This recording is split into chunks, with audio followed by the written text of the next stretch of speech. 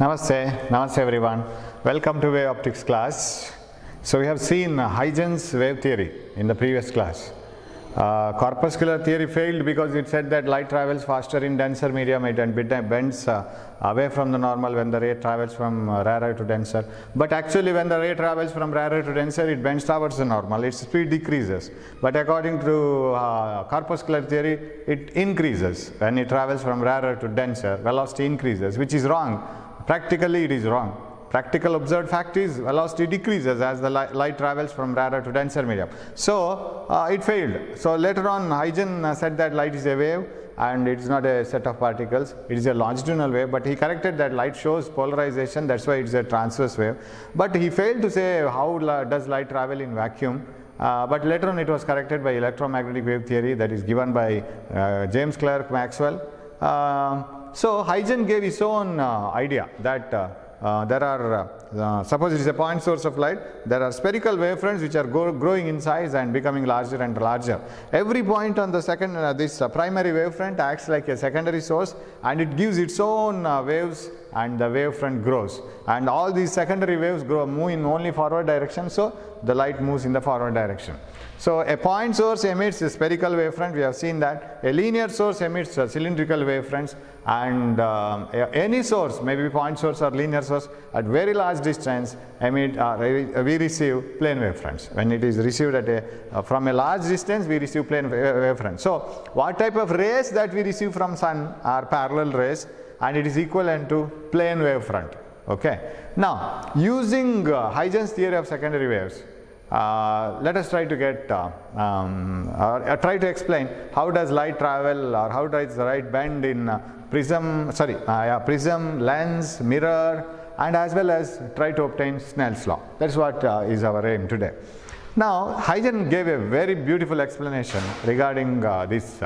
Now suppose this is a refraction surface which can bend the light in a particular direction. Now according to Huygens, he didn't make the same mistake as made by Newton. He said light travels slower in denser medium, faster in rarer medium. That was corrected in Huygens theory. Now suppose a parallel beam of light is incident on a surface, say like this. A parallel beam of light is incident on a refracting surface. Now what will happen as soon as it enters into the denser medium, say. So this is a parallel beam. Let me make it still parallel because I will have to show many rays here. Yes. So like this. Now a parallel beam of light contains many wavefronts. When they fall on this surface, secondary wavefronts will start traveling, and they travel in different directions. Okay. And suppose this is the normal drawn here, and this is the angle of incidence, right? So if you take this as a single ray, then this is the angle of incidence. So I will write the arrow mark here. And light is filled with this gap, parallel beam. This is not a single ray, it is a parallel beam of light. And okay. Now suppose you divide it into a number of rays. A ray here, like this. Number of rays like this. Now since the ray is incident, the beam is incident at some angle I, the left edge of the beam is incident on this surface, or it starts its journey to the surface in the beginning itself, whereas the rightmost ray in the beam reaches this surface at the end. So by the time this surface starts its journey inside this medium, this ray would have been somewhere here. So I will drop a perpendicular from here to this one, and I will say here. So it is like people going in a march past, right? Suppose this is a set of soldiers and they are showing a march past here. So as they come like this, by the time this leftmost soldier is here, the rightmost soldier will be here. Where will be the other soldiers? The soldier who is moving in this path will be somewhere here, soldier moving here will be somewhere here, and this person will be here. So the different rays of light in this beam, if you could take a beam as a collection of rays, different rays of light in the beam will be in different positions. Now for the first, in the beginning, this soldier gets a chance of entering into the medium, and this soldier is still traveling in the first medium. Let V1 be the velocity of light in the first medium and V2 be the velocity of light in the second medium.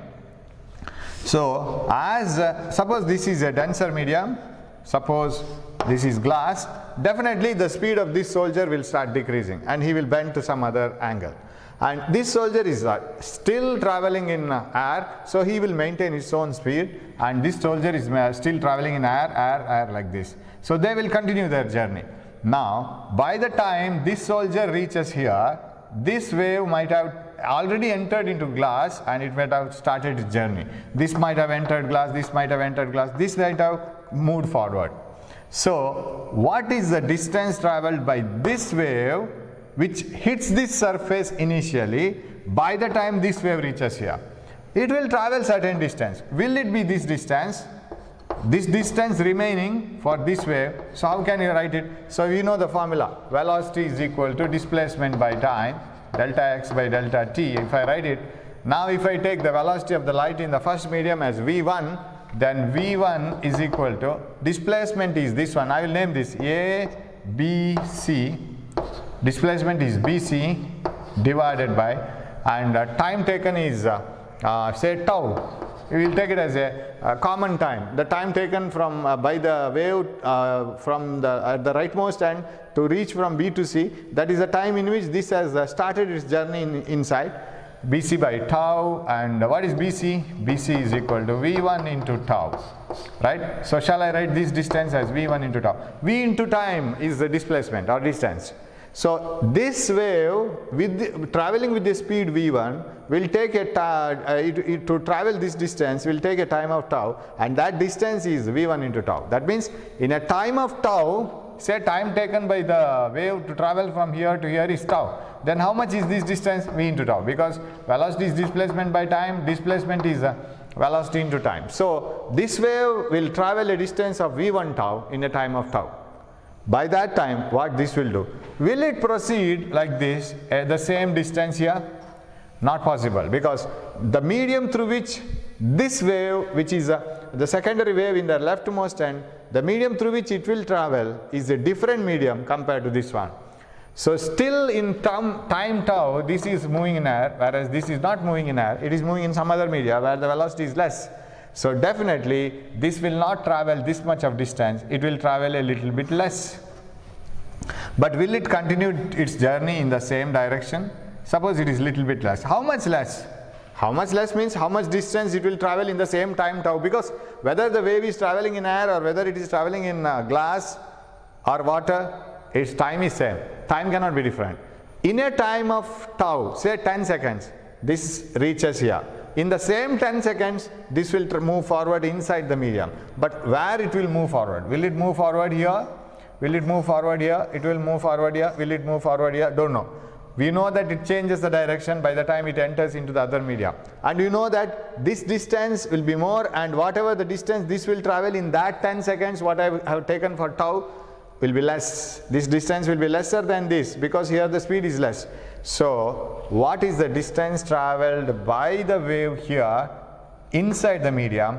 I don't know. Sorry, distance is v2 into tau, because velocity into time gives the displacement or distance. This will travel a distance of v2 tau, and definitely v2 tau is lesser than v1 tau, because v1 is greater and light travels slower here. So this length should be more, this length should be less. But the question is whether this length is here to here, or here to here, or here to here, or here to here, or here to here. Don't know. So in order to find it out, for the time being, let us not bother about the direction where this wave or this soldier will move. Whether this soldier moves in this direction with the distance which is lesser than this, whether he moves in this direction to a distance which is lesser than this, whether he moves to this or this, don't know. So in order to find it out, we will do one thing. We will draw a circle of radius v2 tau. We know that distance is v2 tau, right? v2 into 10 seconds. Distance is lesser than this, but in what direction? Don't know, right? So with this as a radius, draw a semicircle. Did you get that now? That means the point where this wave will reach inside the medium, which is lesser than this, maybe here, maybe here, maybe here, maybe here, maybe here, anywhere, we don't know. Okay, so the wave which enters into the medium where its velocity is less, The wave which enters into the medium where the velocity is lesser than that in the first medium may be anywhere here if you connect it like this. Don't know where it is. What about this one? See, this wave was here, and this will reach here after some time, right? It will continue the journey and it will reach here after some time. That means this will start its journey inside this medium little bit later than this has started. So where this wave will be? This wave will not get a chance of traveling for 10 seconds inside this medium. It may get some 8 seconds or 5 seconds or 7 seconds. So what about this one? This will take still less time to travel inside the medium because it has hit this surface even later than this one. So it may take some 4 seconds, or it may get a chance of traveling for 4 seconds. This may get a chance of traveling for 3 seconds. Or 2 seconds, and this may not get any chance of going into this medium. Why? Because when this hits here, this will be here, and after 10 seconds this will reach here. After 10 seconds this will go and it will move here and go little bit inside. After 10 seconds it will move here and it will move little bit more inside. This will move here and it will travel little bit more. This is the highest traveled wave, secondary wave inside the medium. Okay, so how much distance this will travel then? It will travel a distance which is equal to V2 into, say this is V2 into 10 seconds. This will travel a distance of V2 into 8 seconds. What about this one? V2 into, say, some 5 seconds. What about this one? V2 into some 2 seconds. So the distance through which these three waves will travel will be lesser and lesser. So where it will be then? Whether it will be here, here, or here. If you have any confusion, draw a circle with that as center. Yeah, this wave as center, draw a circle. With this as center, draw a circle. With this as center, draw a circle. With this as center, no circle can be drawn because, sorry, it is not a line. So with this center, you draw a circle. With this center, no circle can be drawn because this wave will just reach here by 10 seconds. 10 seconds earlier, this was here. 10 seconds earlier this was here, but inside it might have moved a little bit forward because it may have some even it will get a chance of 2 seconds to travel inside. This may get a chance of 5 seconds, so on. Now this has just reached here. Now if you want to write this wavefront, plane wavefront, parallel rays. You know that when a ray of light is incident on a glass slab, its direction changes, but parallelism is not lost. It will be still parallel ray of light. So if you take a parallel beam of light incident on glass, still it is parallel, no doubt. And if it has to be parallel, where should be that ray of light? And you should get common points which will join all these things. Common points which will join all these curves is a tangent to the curve like this. Of course I have to little bit increase the like this. So you connect all the tangents to these curves. What do you mean by this? The wave which is entering here must have reached here. The wave which is entering little bit late, this will take 10 seconds to enter into.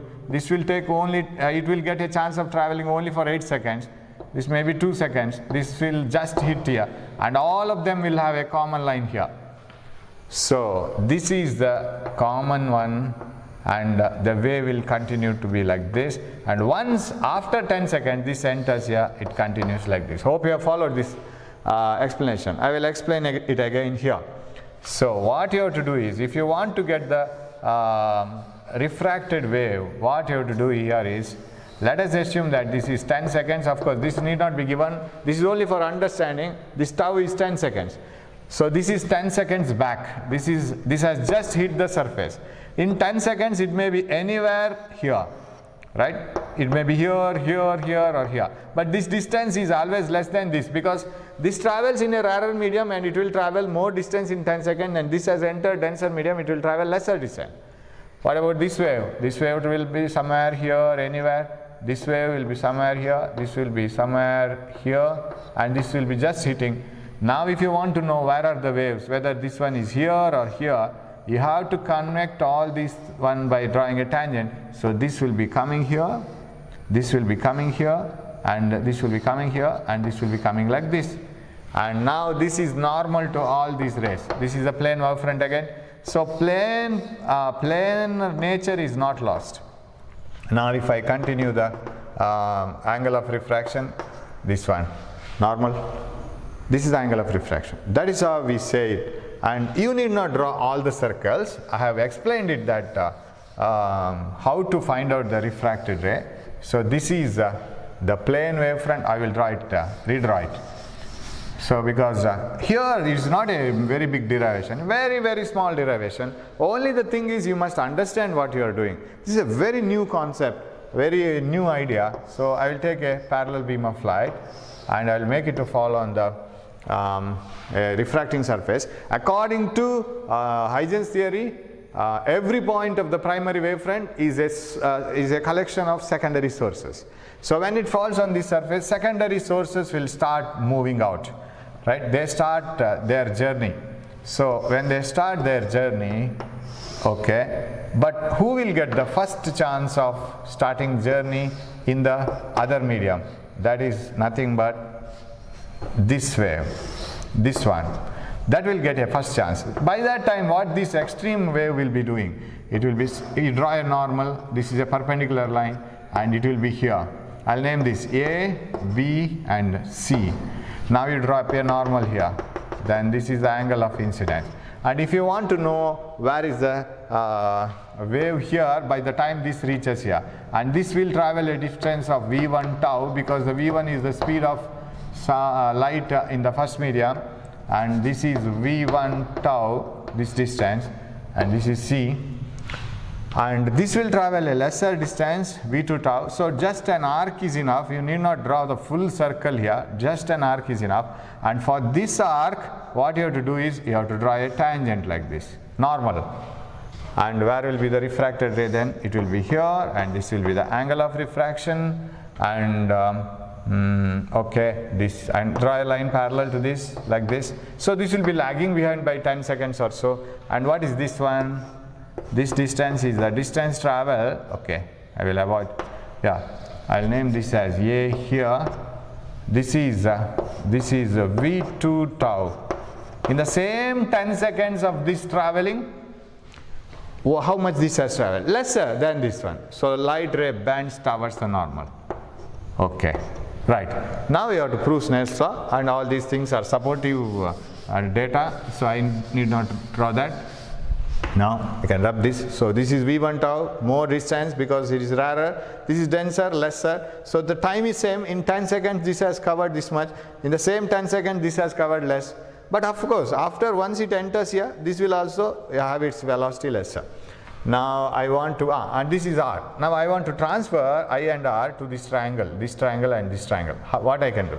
And this is a normal drawn. In order to show that this is a plane wavefront, in order to show that this is plane, I have drawn a normal. And if this is 90, if this is 90, this is I, this is 90 minus I, correct?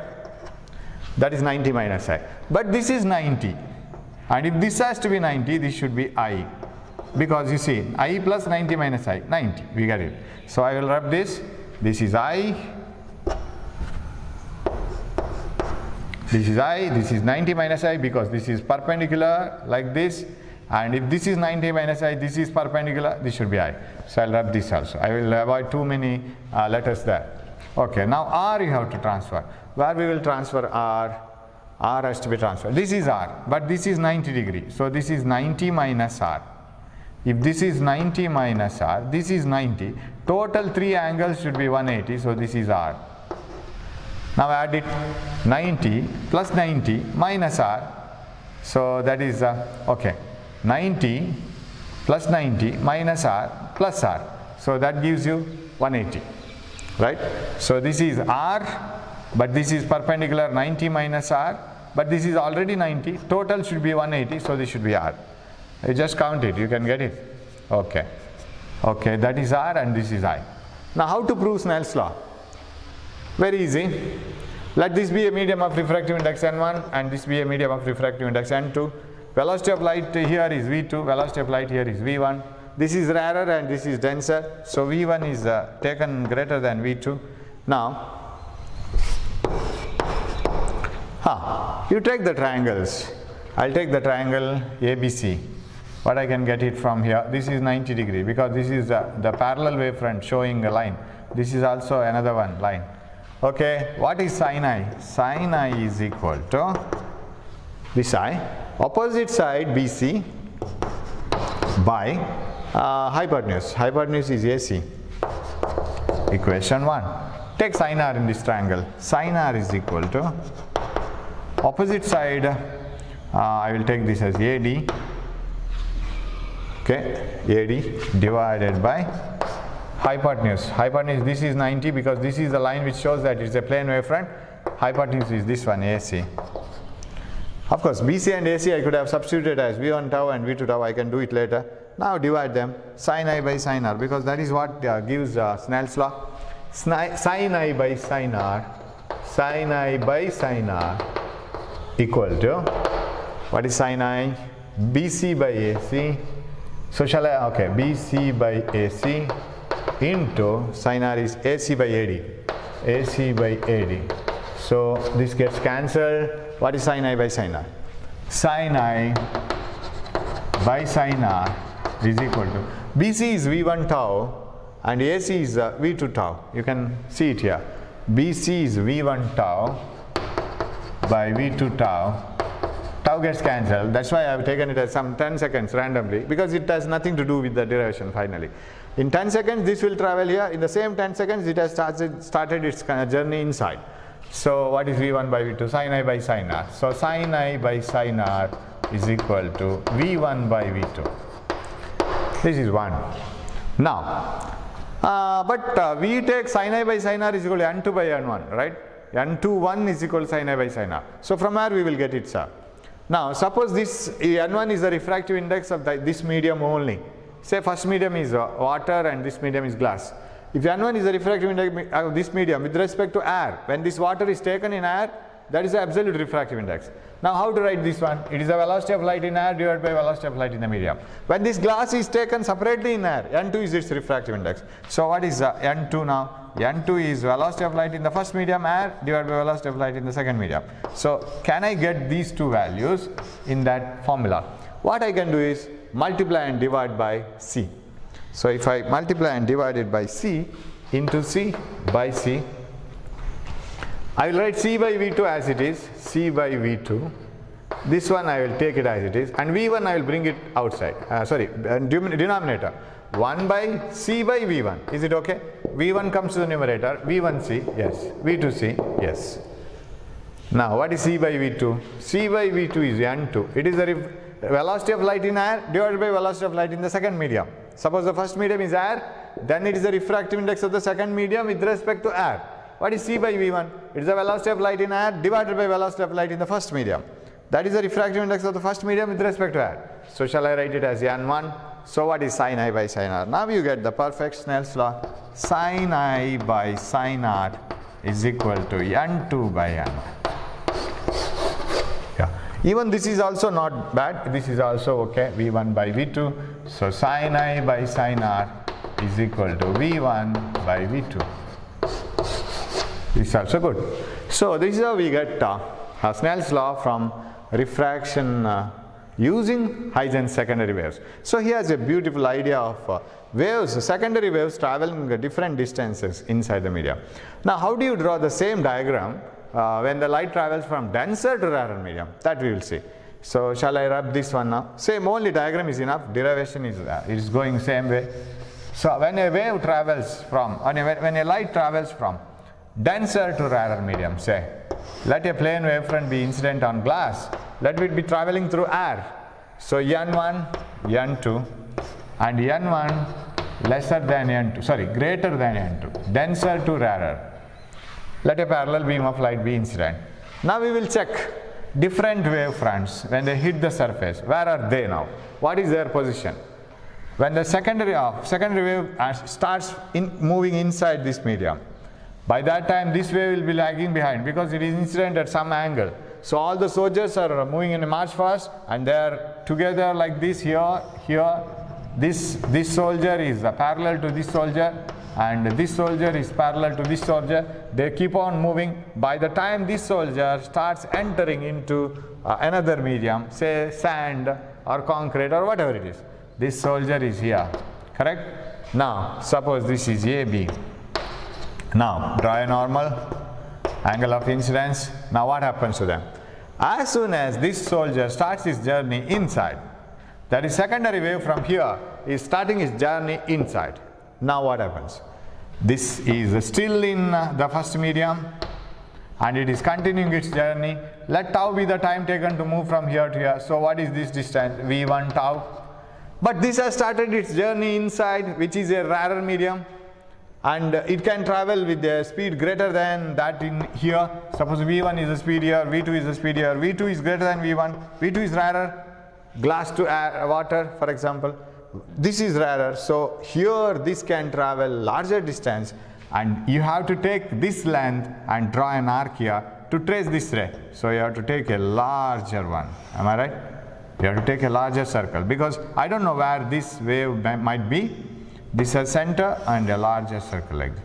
This wave may be here, maybe here, maybe here, maybe all these distances are same. And if you want to know where the wave is, you have to draw a tangent to this circular path. You need not draw the full circle. You can draw it just an arc, and you have to draw a tangent somewhere here, and you have to find that this moves like this, and similarly this one.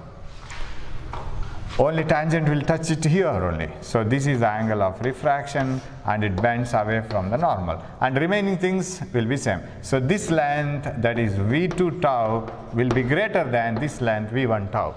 Reason is this, in a time of 10 seconds, say, this gets a chance of traveling lesser distance since its speed is lesser here, and because it's a denser medium, and this is a rarer medium. As soon as this enters rarer medium, it gets a chance of traveling faster, so it can travel a larger distance, and such a larger distance can be covered with this circle, but we don't know whether it moves here or here or here or here or here. Don't know whether it has moved like this and reached here, same distance V2 tau, same distance. In order to find it out, from here you draw a tangent here, then you will find that it is traveling here.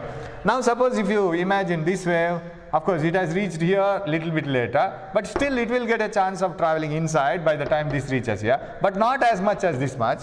So it will travel little smaller distance compared to this length. So if you draw a curve for this one, it will be like like this, and that curve touches it here. Similarly for this wave, there will be a curve like this, and that curve touches here. So all the common lines are here.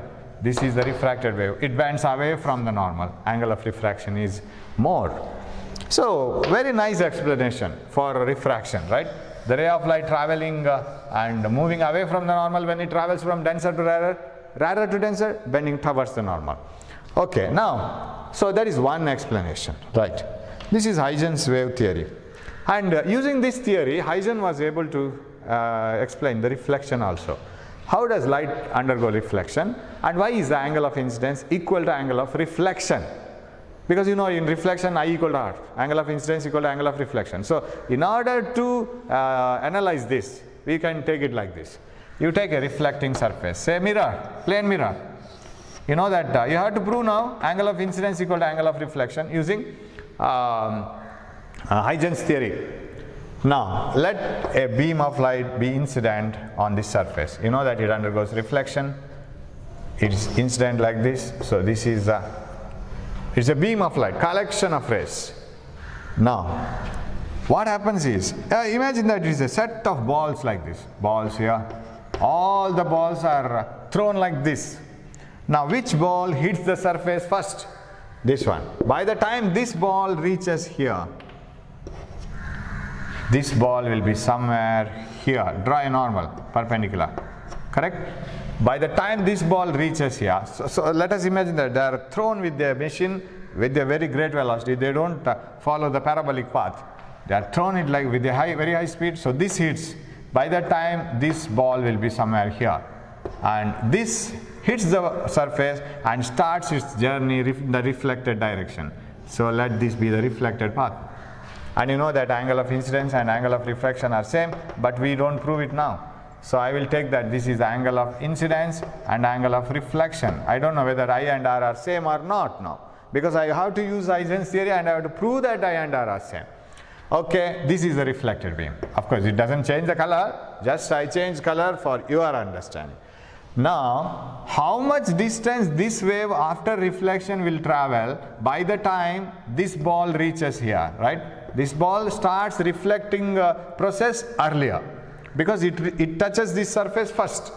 By that time this ball is here. Where is this ball? This one will be here. Where is this one? It will be somewhere here. These balls are yet to come now. They were traveling like this and they are yet to hit the surface. This has hit the surface now. This is here, so it starts reflecting journey. Now by the time this reaches here, and let V be the speed of light in that medium. Of course medium is not changed, you need not worry about this because it is a reflecting surface, no chance of light going into, so V is enough. Now suppose it takes 10 seconds to reach from here to here. What is this distance? That distance is V tau. Velocity into time gives the displacement. So velocity equal to displacement by time. Displacement is velocity into time. So it needs, or it will travel V tau distance. I will write this as BC. So that wave, secondary wave which was here, has traveled BC in a time of tau. What this will do? This, when it is here, this has traveled, this has started its reflected journey. This will come here and this will start here. So both were here. Now this will come here and it will start reflected journey. Now what is the reflected journey distance? Definitely it is same as V tau. Why? Because this is moving back to the same medium. So how much this has traveled from here to here, distance wise, this will travel the same distance from here to here. Am I right?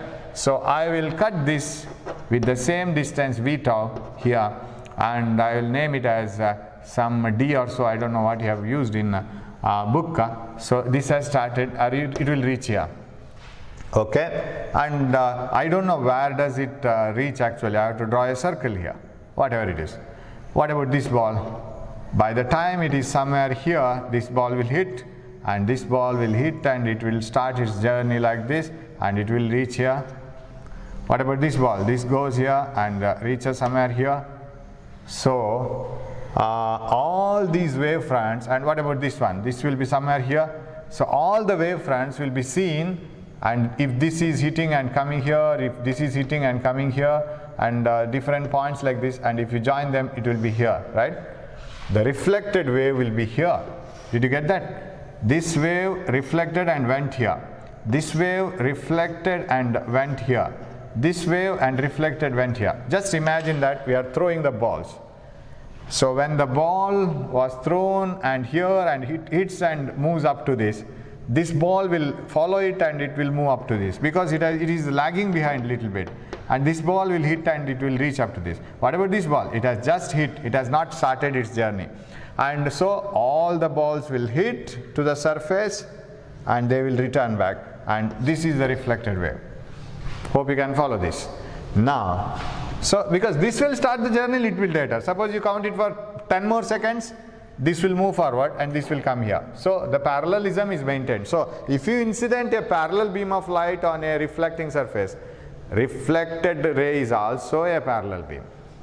Both are parallel. Now we have to prove that angle of incidence equal to angle of reflection. So I will redraw it. Reflecting surface, this is a plane wave front incident on the reflecting surface, and by the time this is here, the other wave is here. So what about, so this is only a line which is shown to see where its companion is here, right? Where the companion of this soldier, friend of this soldier, when this soldier is here, his friend is here. When he is here, friend is here. When he is here, friend is here. And this soldier starts his reflected journey like this. And when this one reaches here, this soldier reaches here, say. Okay, then where are the other soldiers, reflected soldiers like this? They will be, all will be found in this line. So I will use different colors. Yes, this like this. Now name them A, B, C, okay, D, like this. Now draw a perpendicular here. This is I. I'll take this as R. Now transfer this I and R. You know that this line and this line are perpendicular, correct? Now what else I can do? If this is I, this is perpendicular, this is 90 minus I, but this is 90, so this is I. Do you agree? If I can change the colors, this one normal and this one, if I can change these two colors, see this I will change this to white. Okay, this white and white and this yellow and yellow, they are perpendicular lines. So if white and white perpendicular set is turned by an angle I, suppose if I push this by an angle I to the yellow line, when this comes to this yellow line, this comes to this yellow line, this covers an angle I, this covers an angle I. That's also one of the proof. Or this I and this one are perpendicular, so this I and this is 90 minus I, but this and this are perpendicular. When this is 90, this should be I. Okay, that I is transferred. What about R? We have to prove that I equal to R. This is the angle of reflection. If this is R, then you see this triangle, this triangle. If this is R, what I can prove now? This angle is 90 minus R, correct? This is 90 minus R. What about this one? 90, because this is the normal drawn to this one to show how is the reflected beam of light like this. So this is a normal, as if you have a line here. This is for the reflected wave. So this is 90. This is R. This is 90 minus R. 90 minus R and 90. So this is R. Hope you have followed it, right? Okay, I'll rub this. So this is a plane wavefront showing line, and this is plane wavefront showing line. This is also showing plane wavefront. Okay, now, so this is R and this is 90 minus R. This is 90 minus R, and if this is 90 minus R, this is 90, then this is R. In this yellow, blue and pink color triangle, yellow, blue and pink color triangle, this is 90, R, 90 minus R, 90, R. So this is I. Now you just take sin I and sin R, you will get this back. What is sin I? And you know that after reflection, this AD is V tau, right?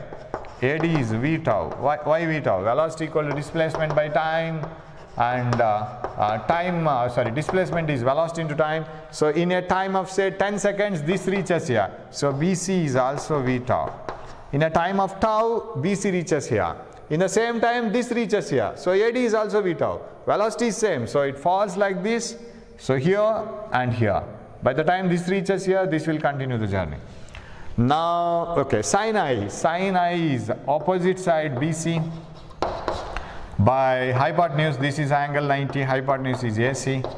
What is sin R? Sin R is equal to opposite side AD, right? AD divided by hypotenuse AC.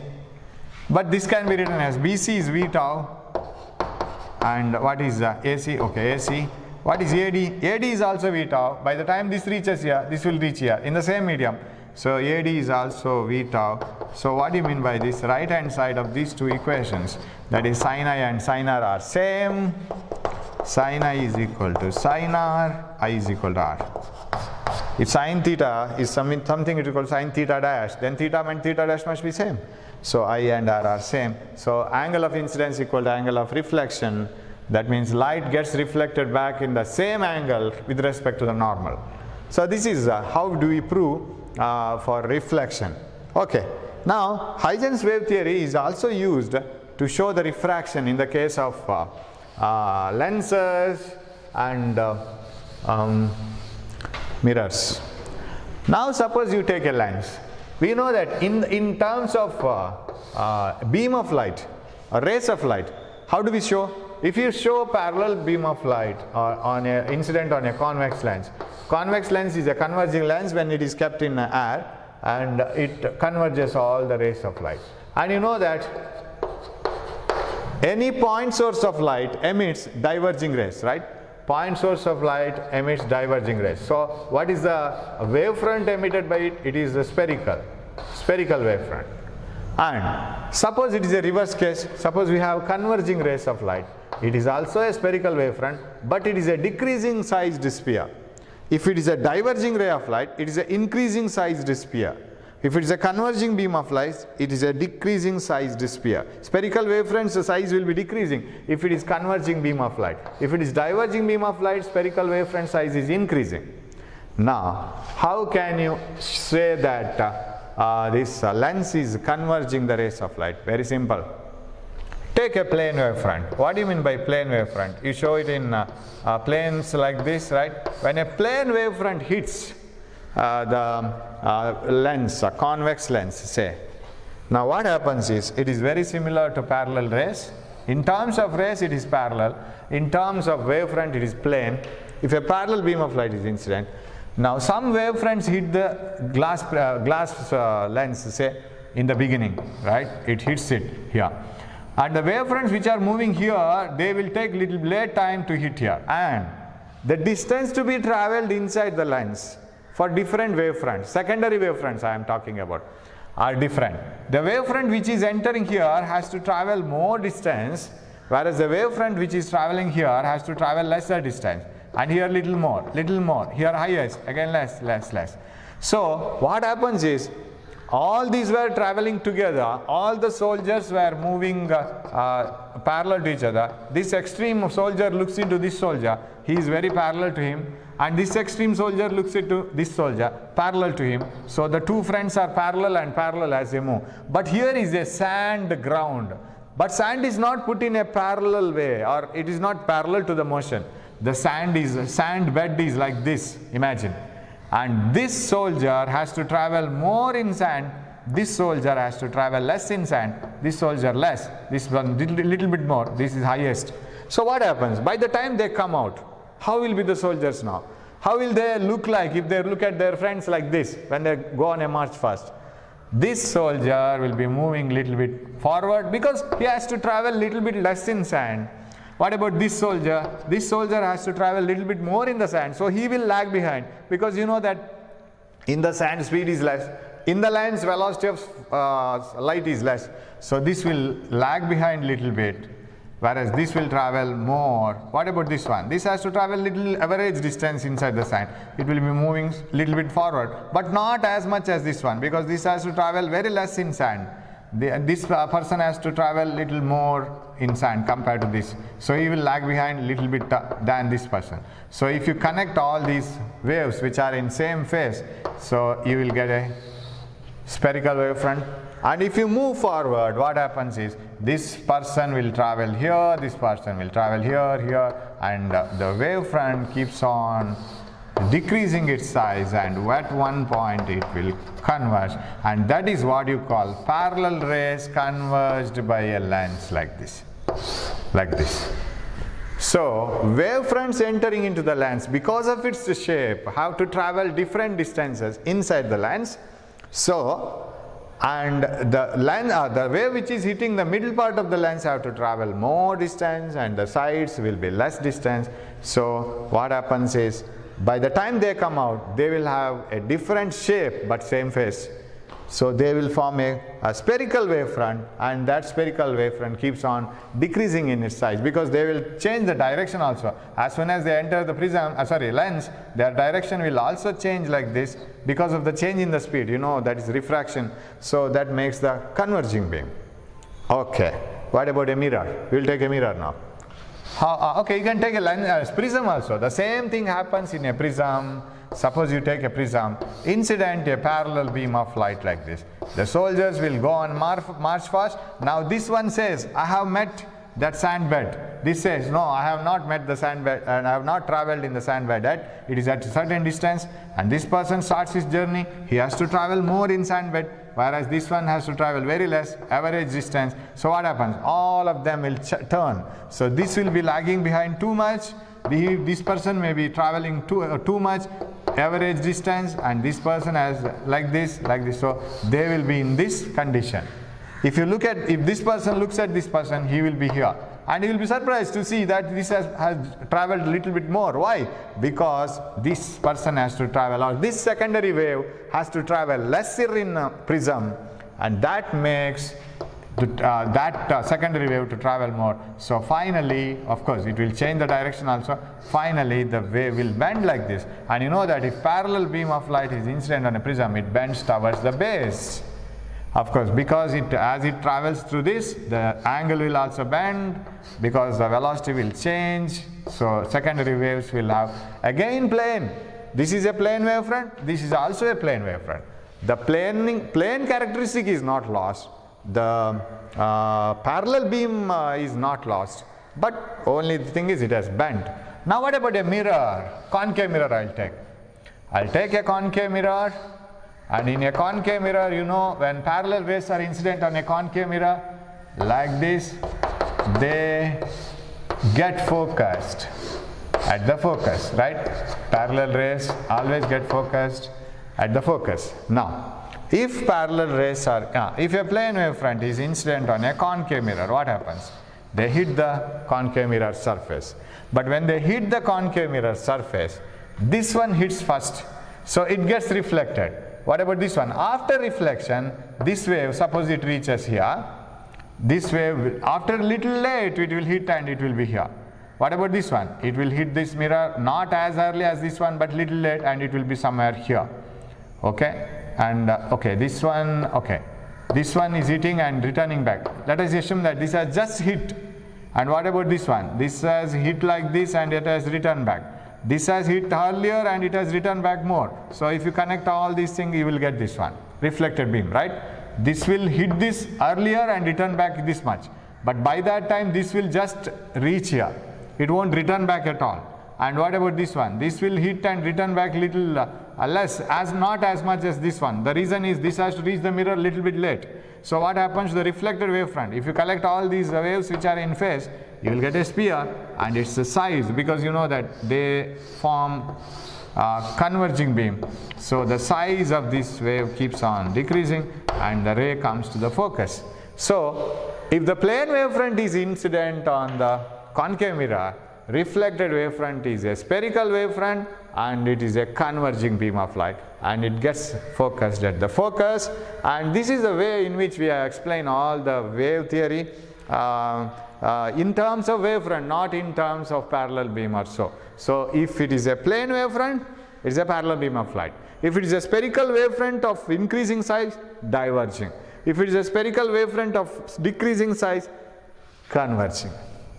So a new world or new idea of explanation of Huygens. So very beautiful explanation, and using this theory he was able to explain many things like interference, diffraction, reflection, refraction, even polarization he was able to explain.